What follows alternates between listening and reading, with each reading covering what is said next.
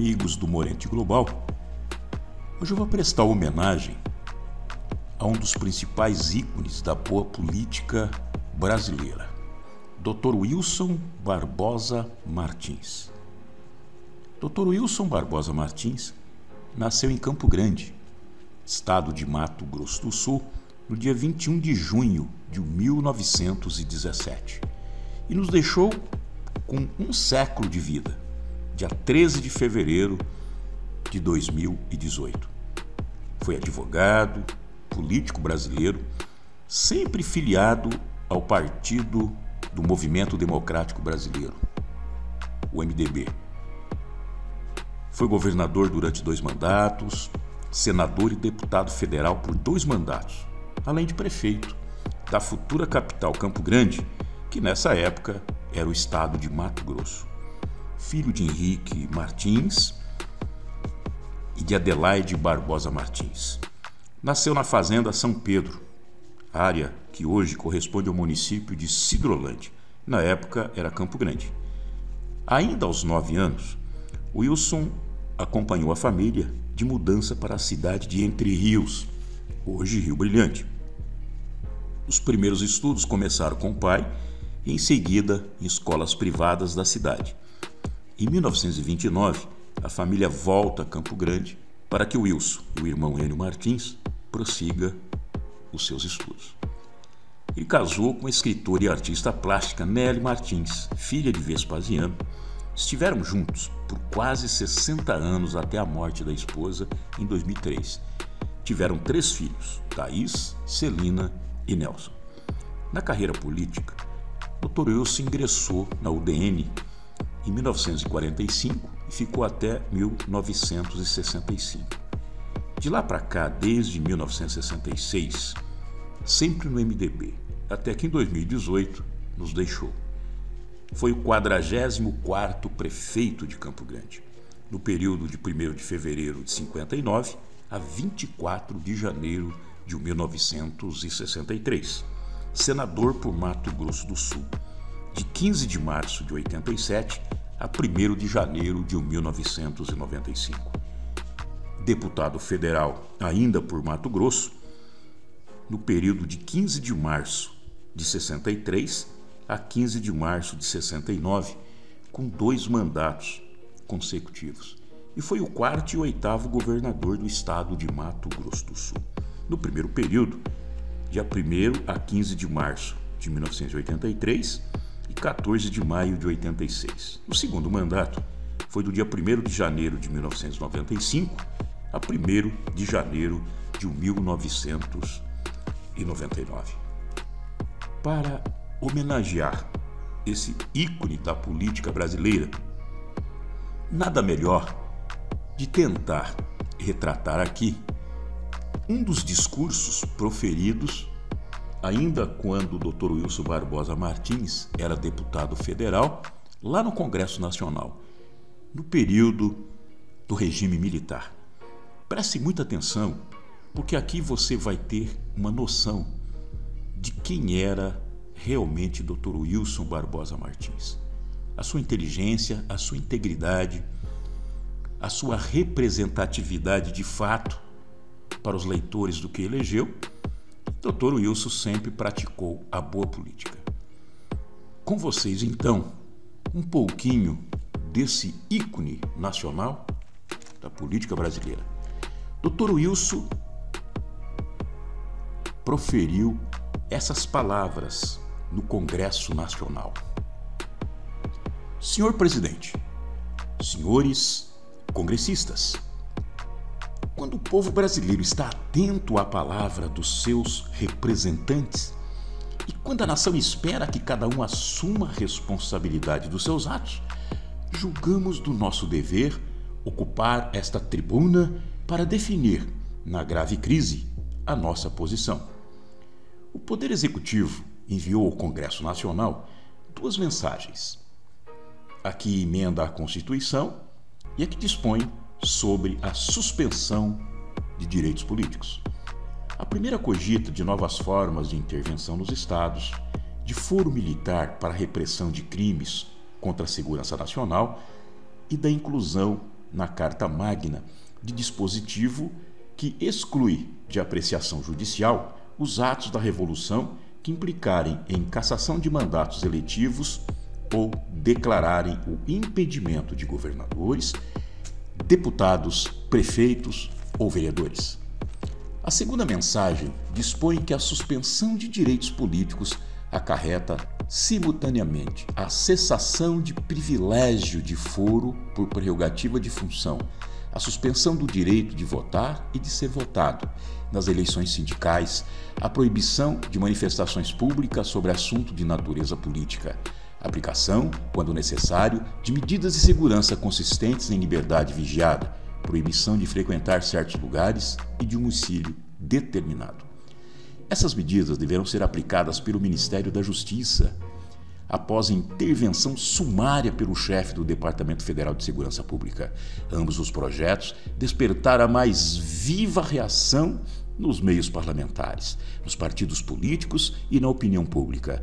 Esta reação acentuou-se ainda mais em face das declarações de eminentes figuras do governo, do senhor ministro de Justiça e do próprio senhor presidente da República, segundo as quais o governo não concorda com a alteração dos textos submetidos ao exame do Congresso.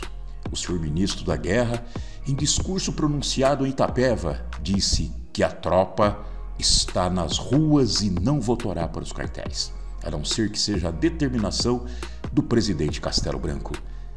As notícias divulgadas pela imprensa afirmam que o governo, sem mais esperança de obter maioria de votos para os seus projetos na Câmara dos Deputados, estaria decidido a tomar um caminho extralegal.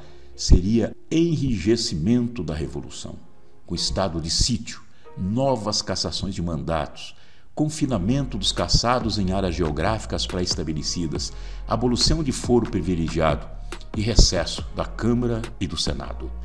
Eis, em rápida análise, o teor das medidas preconizadas pelo Poder Executivo. Vejamos, em linhas gerais, o que representam as duas proposições da lavra do senhor presidente da República. Uma amplia os casos de intervenção, a outra impede a liberdade de locomoção. Uma exclui da apreciação judicial as medidas do arbítrio e outra institui o banimento interno. Uma oficializa as penalidades impostas sem processo e sem defesa. A outra estabelece judicatura do Poder Executivo. Ambos os projetos têm isto em comum: centralizam as funções políticas e fazem retornar o país a características de Estado unitário. Quebra o cimento da integridade da pátria, que é a federação, anulam a autonomia dos estados e rompem a garantia federal dos direitos do homem. Cada povo, disse o saudoso mestre de direito público, deve obter-se com prudência às instituições que lhe nascem do passado, da índole racial, das aspirações de uma autoridade irresistível a serviço da liberdade insubmissa. Nesse país, devemos ser fiéis, hoje e sempre, à democracia, à República e à Federação. A unidade nacional depende da preservação do sistema federativo, que restringe ao máximo os casos de intervenção. Que democracia seria aquela que reiterasse de uma lei maior e garantia concedida universalmente aos cidadãos de recorrer ao poder judiciário contra qualquer lesão de direito? Que república seria digna desse nome se vedasse ao legislativo a faculdade de apreciar livremente os projetos de lei? Que federação poderia subsistir sem a autonomia dos estados? A coação é o argumento dos que não têm argumento. Assim como a violência é o caminho dos que não encontram amparo da lei, ao contrário, os que a sentem apoiados pela força de direito conservam a serenidade, mantêm a calma e repelem a opressão. Nesta hora em que se busca intimidar o Congresso Nacional por todos os meios para votação sem emendas de leis impopulares, só resta uma posição, a de resistência. Não queremos provocar, mas não devemos capitular. Se não enfrentarmos o poder executivo, não admitimos que a honra dos deputados e que a dignidade do Congresso sejam postos em jogo. Temos neste instante a última oportunidade, talvez, de mostrar altaneria aos que nos querem humilhar. Não queremos, evidentemente, como poder político, senso perecido significaria a perda do regime da liberdade, mas que de valeria a sobrevivência de uma instituição que faltasse ao dever de lutar em defesa da plenitude das suas prerrogativas, do que valeria a preservação de mandatos cujos titulares se omitissem nas horas de perigo e de ameação? Já tivemos antes as mais sombrias horas de nossa história. A irresponsabilidade e a inépcia dos governadores despreparados levaram-nos à corrupção, à desordem. Ao clamor das vozes do povo brasileiro juntou-se a força redentora das nossas tropas. Jugularmente, as motina os terminou o caos. O governo era então quem agitava. As autoridades perderam por isso o respeito da nação aflita.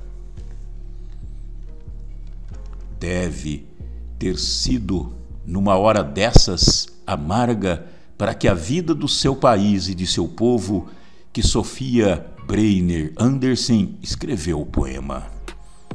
Tempo de solidão e de incerteza.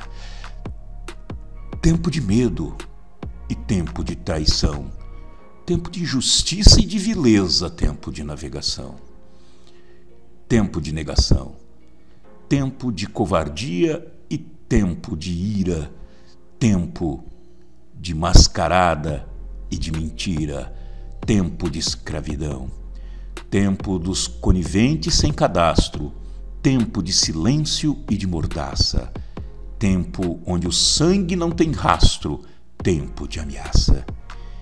Baseado aquele tempo, eis que afastado foi o mau governo. Supunha-se que o bom governo apende cuidado de tranquilizar a nação. Na sua posse, o excelentíssimo senhor Marechal Humberto de Alencar Castelo Branco disse, neste mesmo recinto, perante muitos dos congressistas aqui presentes: defenderei e cumprirei com honra e lealdade a Constituição do Brasil, inclusive o ato institucional que a integra.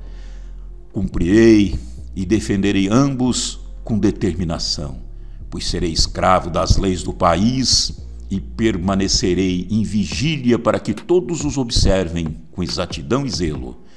Meu governo será o das leis e das tradições e princípios que refletem a alma brasileira.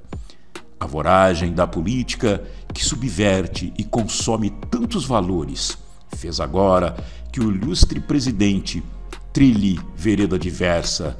Antes era o perigo do comunismo, mas quais são os riscos dessa hora? Acaso não é a tirania que anula a inviolabilidade dos deputados e senadores do exercício do mandato por suas opiniões, palavras e votos? É doloroso verificar que, outra vez, tempo de solidão e de incerteza, tempo de medo e tempo de traição, tempo de injustiça e de vileza, tempo de negação. Senhor presidente, senhores congressistas, não nos curvemos à ameaça. Seja nossa a decisão de matéria intocável a República Democrática e Federativa. Tenhamos a coragem de sustentar a inviolabilidade dos nossos votos. Assim agindo, estaremos à altura dos nossos encargos e não falharemos. A confiança em nós, depositada pelo povo brasileiro.